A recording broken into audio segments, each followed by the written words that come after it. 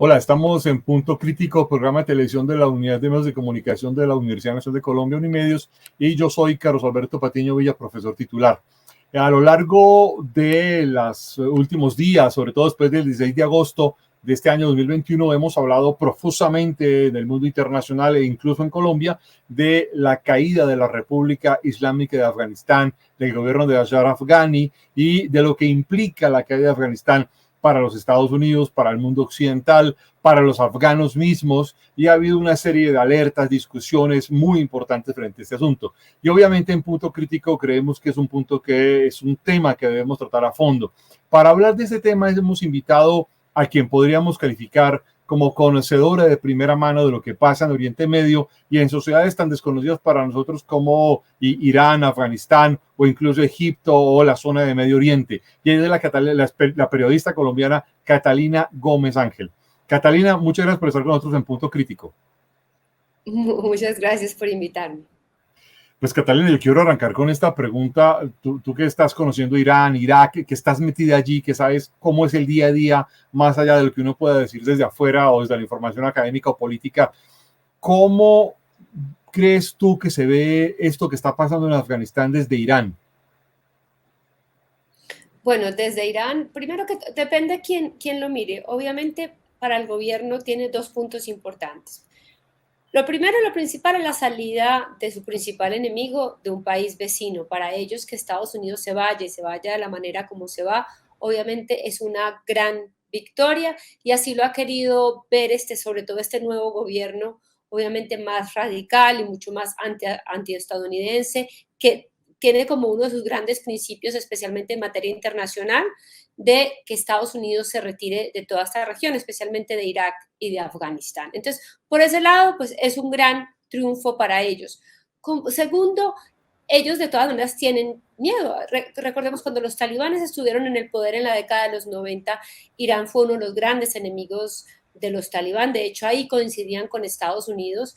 De hecho, estuvieron a punto de irse a una guerra después del asesinato de 11 diplomáticos en la provincia de Mazar al-Sharif, diplomáticos iraníes en el consulado de allí. Así que, de hecho, pues hay unas grandes inquietudes sobre lo que puede hacer este nuevo gobierno talibán. Por eso Irán sigue insistiendo que sea un gobierno inclusivo, que no sea un gobierno solamente netamente talibán, y por eso están presionando para que figuras como el expresidente Hamid Karzai o como esta figura tan compleja que es en Afganistán como Abdullah también esté en el poder y otros políticos.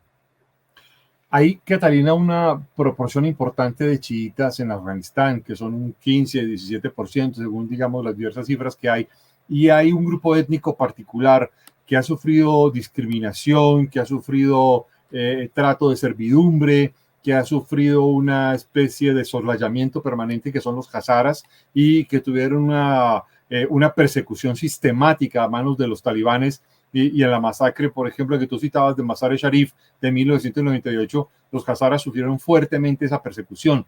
¿Cómo perciben los iraníes a los hazaras?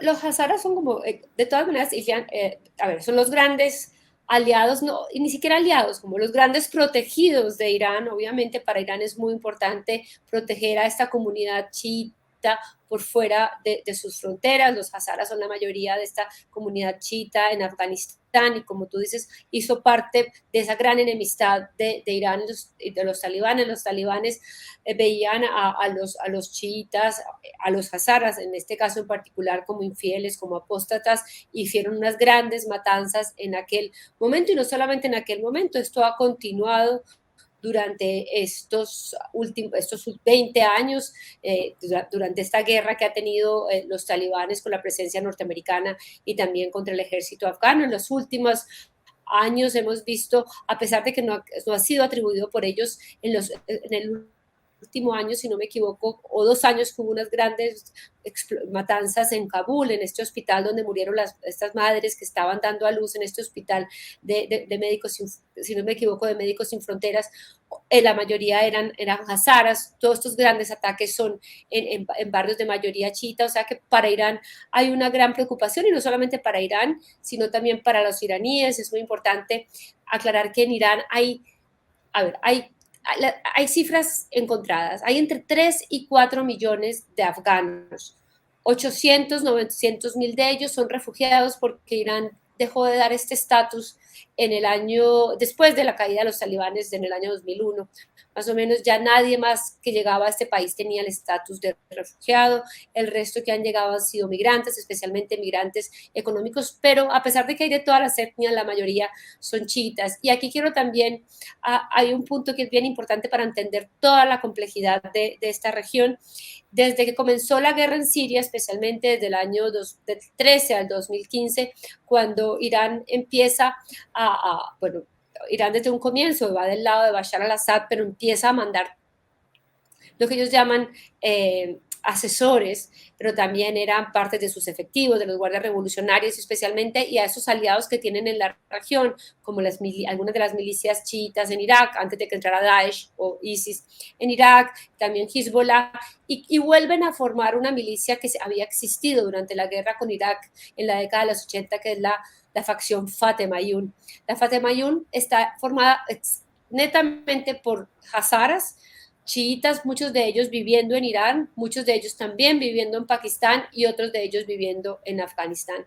Esta milicia se ha reforzado muchísimo, ha sido muy importante en esta guerra en Siria, y muchos de ellos, si bien viven hoy en día en Irán, también tienen una gran presencia en Afganistán y obviamente están protegidos por Irán, y va a ser muy importante ver qué papel juegan ellos en el futuro. Irán no está interesado en una guerra civil en este momento en Afganistán. Yo creo que a nadie le interesa, especialmente porque Irán no está en capacidad de recibir más migrantes y más refugiados afganos. La crisis económica provocada, bueno, por un problema interno de mal manejo, pero también que ha sido acelerada por esas sanciones económicas que volvió a imponer Donald Trump, y sumado también a la pandemia, pues tiene a Irán en una situación económica muy crítica, en la cual no resiste tener más refugiados, más migrantes, así que por eso está tratando de impedir, pero va a jugar un papel muy importante esta Fateh-Mayún, formada por hazaras en este nuevo Afganistán que quieren crear los talibanes. Catalina, hay una, digamos, situación muy complicada aquí, es que creo que, por lo menos en el mundo occidental, muy pocas personas creen la buena voluntad de moderación de los talibanes, dado lo que ya vimos entre 1996 y 2001, dado las advertencias que ya salieron a ser personajes tan importantes en el mundo hoy como Malala Yousafzai, o muchísimas otras de las mujeres, Hona Jalil, que había sido la ministra de Asuntos de la Mujer en Afganistán, perdón, y muchísimas otras mujeres líderes. En Irán se cree hay una especie de voluntad para creer en este discurso de moderación que Shehin Suhaila y otros talibanes han mostrado en estos días. Yo creo que hay una necesidad de parte del gobierno. Dentro de la población nadie va a comprar ese discurso, porque es que los iraníes lo vivieron en carne propia. Cuando llega aquí la revolución en 1979, ellos también llegaron con un discurso de moderación, de incluir a las mujeres, de que no iban a ser tan duros, y rápidamente vimos cómo todo esto cambió. Ya lo vimos, ya conocemos quiénes son los talibanes, ya estuvieron en el poder, así que desde el punto de vista de la población, nadie se cree esta historia, no se lo creen en Irán y no se lo creen en el resto de Oriente Medio, y tampoco se lo creen la facción moderada, reformista en Irán, que cada vez ha sido más puesta a un lado. Ellos no creen que esto vaya a ser así, pero el gobierno está queriendo mandar un mensaje de que sí es verdad, de que ellos han hablado con los talibanes, de que han conversado, de que hay una gran voluntad de ellos, pero ya empezamos a ver fracciones. Lo que pasa es que los talibanes, hay una facción de los talibanes que llevan todos estos años en Pakistán o sentados en los últimos años en Doha, en la parte más política, es aquellos que ya aprendieron a vivir en hoteles de lujo y viven una vida muchísimo más cómoda, y tenemos aquellos que llevan todos estos 20 años peleando en las montañas con un arma en la mano, y esas son facciones que ven el mundo de otra manera muchísimo más diferente. Entonces, por más que haya una voluntad, también yo creo que ni los mismos talibanes se creen la historia de que ellos vayan a poder cumplir todo lo que piden, porque es que ellos mismos no están unidos. En esa dispersión de fuerzas políticas y de discurso de los talibanes, algo que en principio a finales de julio en varios medios de comunicación occidentales pasó como desapercibido, fue la reunión entre los delegados de los talibanes y el delegado del Partido Comunista Chino y el representante personal de Xi Jinping, y llegaron a una serie de acuerdos que hoy los podemos ver como premonitorios de la caída de la República Islámica de Afganistán. Y una de las bases de los acuerdos es que los talibanes se comprometen a no apoyar a la minoría uigur, que es una minoría de millones de personas dentro del Xinjiang.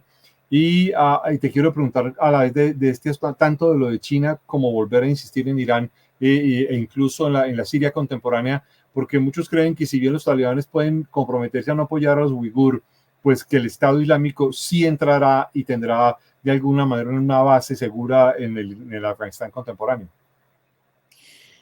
Claro, es muy difícil. Yo creo que es muy difícil para ellos volver a decir no lo va a tener. O sea, a ver, volvamos a hablar. China tiene un gran temor. Ellos tienen una pequeña frontera con Afganistán. Ellos tienen muchísimo temor porque además linda con esa frontera, con esa parte donde tiene la mayoría esta población musulmana. Ellos tienen muchísimo temor por ahí y por lo que pueda hacer el Estado Islámico, lo mismo en Siria, en Irak. ¿Qué pasa? Ellos se comprometen con Estados Unidos cuando hacen ese acuerdo de que ellos no van a dejar que ninguno de estos grupos extremistas tengan base en Afganistán. Realmente pueden hacerlo, realmente hay una base, a ver, en cada una de las provincias hay líderes reales, autónomos, que van a tener su poder, señores de la guerra, como lo llamaríamos en Afganistán, mucho más centrados desde el lado talibán, pero señores de la guerra al fin y al cabo, y al fin y al cabo comparten de cierta manera ciertos puntos de la ideología. Obviamente para el Estado Islámico en este momento los talibanes son unos enemigos porque negociaron con Estados Unidos, que es realmente su gran enemigo y Occidente, pero realmente negar que ellos vayan a tener allí un espacio durante estos años va a ser bastante difícil de creer, como también pensar que Al-Qaeda no va a tener un espacio en Afganistán y otros grupos que surjan. Recordemos que estos grupos también extremistas van surgiendo, van cambiando de nombre, líderes que se van dividiendo. Entonces yo creo que si hay un gran temor que está en Irán, un gran temor que está en China, yo creo que es evidente. A pocos días tienen mucho miedo de la incursión del extremismo islámico en Asia Central, y obviamente hay un temor que también tienen todos, y es la droga, el negocio de la droga. No olvidemos que Afganistán es el principal productor de opio del mundo, y tanto los iraníes como los rusos, o sea, como Rusia y toda su influencia en Asia Central tienen un gran temor que esto se vaya a multiplicar. Al fin y al cabo, de ahí viene el mayor ingreso de los talibanes, a pesar de que ellos lo nieguen. Obviamente Afganistán también es un país muy rico en minerales codiciados, de estos que cada vez son más exclusivos y más difíciles de encontrar, pero su gran negocio viene de las drogas. Ellos en este momento van a tener muy poco ingresos de ayuda internacional. Mucha de la ayuda que venía en Afganistán, del dinero que estaba en este país, agricultura, infraestructura, todo venía básicamente del apoyo internacional. Todo este dinero básicamente se va a ir. ¿Cómo van a hacer ellos para cumplir sus promesas? Entonces, hay un gran temor en dos aspectos grandes: la expansión del islamismo radical y de estos grupos radicales islámicos, no solamente Talibán, llámese ISIS, llámese Al-Qaeda, y también la expansión del comercio de la droga.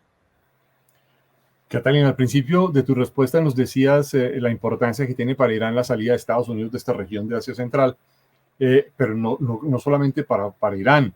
También, por ejemplo, otro país y una agencia particular que es Pakistán, y en particular la agencia de inteligencia militar, está muy gratificada de la salida de los Estados Unidos, porque hay que recordar que los talibanes son una creación de esa agencia militar de inteligencia de Pakistán.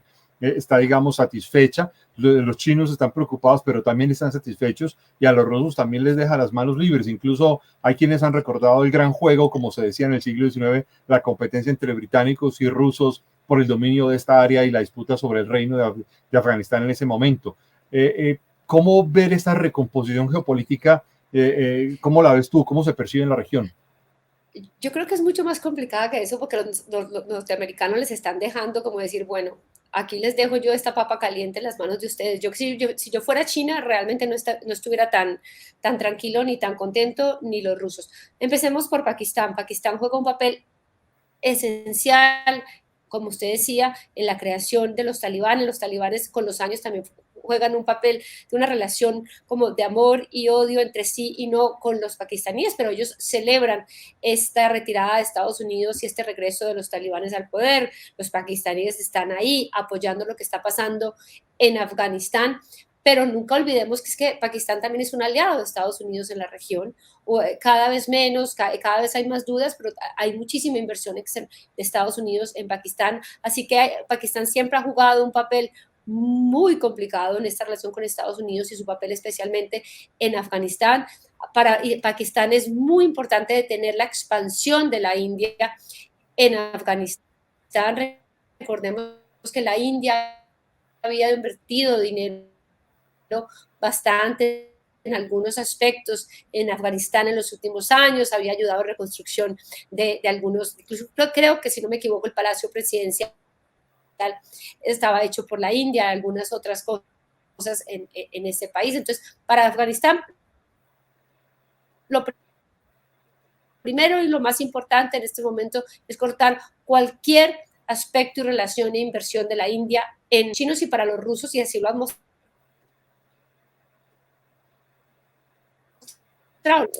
Moscú, estuvieron en Medellín, estuvieron en Teherán también, ellos han hecho unas grandes negociaciones diplomáticas y como estrategias diplomáticas para mostrar que ellos son unos aliados, pero a pesar de esto y a pesar de la recomposición de todas estas, de este gran juego, como se dice, realmente creo que es mucho más complicado para China. China realmente no es un país que quiera llegar a estos países dando una entrada militar, a pesar de que es uno de los ejércitos, y no el ejército hoy es con presencia militar. Les va a tocar en algún momento esa expansión de estos movimientos.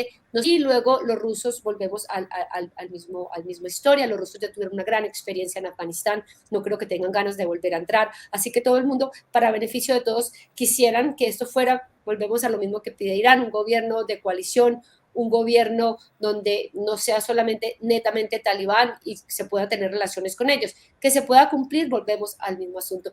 Pero sí, tal vez los grandes ganadores en este momento por muchos aspectos serían los pakistaníes. Catalina, hay una, digamos, situación y es que tú tienes acceso a esas fuentes mucho más directamente que muchos de nosotros, y es cómo ver este triunfo talibán, por ejemplo, desde Arabia Saudita o desde Qatar o desde Emiratos Árabes Unidos. Son bien interesantes porque los talibanes eran reconocidos durante su primer mandato, obviamente por Pakistán, por Arabia Saudita y si no me equivoco también por los Emiratos Árabes Unidos. Pero Arabia Saudita jugó un papel muy importante durante esa primera etapa talibán y los apoyó muchísimo. Hoy en día esta estrategia ha cambiado.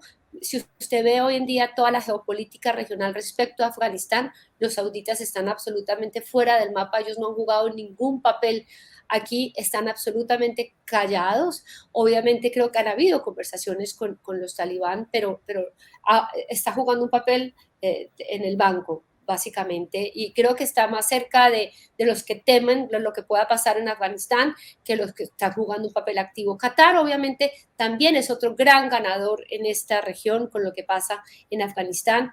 Desde hace años, Qatar dio espacio a los talibanes para que crearan una oficina política donde se convirtió en ese espacio de conversación donde pudieron tener todas estas relaciones y conversaciones diplomáticas e interacción con los países de la región, y obviamente fue en Qatar donde se dieron estas controvertidísimas negociaciones entre los talibán y Estados Unidos, que llegaron a ese acuerdo firmado en febrero del año pasado, que decía básicamente que ellos se retirarían este año. De hecho se tendrían que haber retirado en mayo si los talibanes se comprometían a varias cosas, entre ellos no atacar más a las tropas norteamericanas dentro de Afganistán, no dejar que crecieran grupos terroristas como Al-Qaeda y como ISIS, y una serie de compromisos que de cierta manera los talibanes han venido cumpliendo. Así que Qatar, si uno ve cómo está hoy en día, para entender el juego, la geopolítica regional, es muy importante ver una cadena de televisión realmente importante en esta región, que es Al Jazeera, no solamente en inglés, sino en árabe, como la ven la mayoría de esta región, y hay que ver la presencia que ellos han tenido, mientras que, por ejemplo, CNN salía o la BBC ha tenido que entrar, salió y tuvo que volver a entrar de otra manera especial. Al Jazeera tiene por lo menos 4 o 5 corresponsales en este momento en Kabul, no han dejado de emitir, han tenido acceso a entrevistas exclusivas. Cuando hay un convoy especial de protección que se quiere proteger a alguien, ese convoy lo está haciendo los cataríes. Así que son ellos los que tienen realmente la gran mano levantada y el gran acceso a los talibanes. Lo que le piden en este momento a los cataríes es bien importante, y Emiratos Árabes Unidos sigue teniendo relaciones con ellos, pero no en el mismo nivel que tienen los cataríes. Han jugado un papel muy importante ambos como bases militares para sacar en este momento, por ejemplo, los norteamericanos llevan con sus aviones militares, sacan a la gente hacia Qatar y ahí la distribuyen a otras partes del mundo. Lo mismo están haciendo en Emiratos Árabes Unidos, pero aquí el gran ganador en esa zona también es Qatar. Catalina, esta es mi última pregunta porque se nos acaba el tiempo rápidamente y realmente ha sido muy interesante escucharte. Y yo quiero preguntarte frente a esto, yo personalmente soy muy pesimista y lo digo antes de preguntarte, ¿tú te sientes tranquila, te sientes pesimista cuando ves todo este panorama que se despliega en Afganistán? ¿Crees que va a haber un desastre humanitario? ¿Tú personalmente cómo lo ves? Sí, la verdad es que es muy preocupante.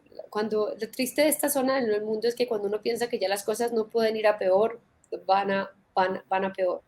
Yo creo que sí va un desastre humanitario, porque es que Afganistán es un país, o sea, no hemos hablado de la corrupción y del dinero que se robaron. Ahí es uno de los grandes errores de los Estados Unidos, que nunca controlaron y nunca llevaron ¿cómo diría yo? Sí, hicieron que se mostrara el dinero que invirtieron, esos millones y millones y millones que invirtieron en Afganistán. Entonces, era un país que estaba viviendo básicamente de todos estos programas y estas ayudas que llegaban o estas inversiones extranjeras. O sea que el país, además de este problema de violencia y lo que van a imponer y las pobres mujeres que lo que ganaron en estos últimos 20 años ya lo empiezan a sufrir desde ya. Vamos a ver una gran crisis económica en un país donde ya la mayoría, pues el 40% más o menos son gente absolutamente pobre. Hay que verlo en Pakistán y en Irán, cómo pasan estos jóvenes a trabajar y a ser migrantes económicos. Muchos de ellos pasan apenas saben leer. Nosotros tenemos acceso a ellos porque aquí en Irán todos los que hacen los trabajos duros son los afganos. Así que creo que sí va a haber una crisis humanitaria y también más adelante posiblemente va a haber,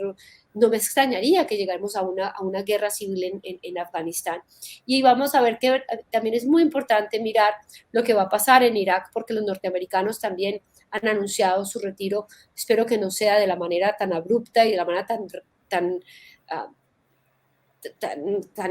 es que no hay otra palabra, es tan irracional y tan irresponsable que hicieron de Afganistán, pero también lo están mirando con muchos ojos y con ojos muy preocupantes en Irak, lo que vaya a pasar. Allí ya no son los talibanes, sino las milicias de mayoría chiita, la mayoría de ellas apoyadas por Irán. Obviamente Irán se sentirá un gran victorioso en lo que pase en Irak, pero también tendrá que asumir la responsabilidad. Así que hay muchos ojos puestos en lo que vaya a pasar. Yo creo que no son tiempos buenos para esta región. Vemos emigrantes desde Afganistán, desde Irak, desde Siria siguen saliendo, desde el Líbano, con la crisis que hay en el Líbano, y desde Irán con este gobierno radical. Así que vuelve a un momento muy crítico para Oriente Medio. Obviamente en este momento pues los ojos están en Afganistán, pero no es el único. Catalina Gómez Ángel, te agradezco enormemente que hayas estado con nosotros en Punto Crítico de la Universidad Nacional. Gracias por invitarme. A todos ustedes los esperamos en una próxima emisión de Punto Crítico. Muy amables.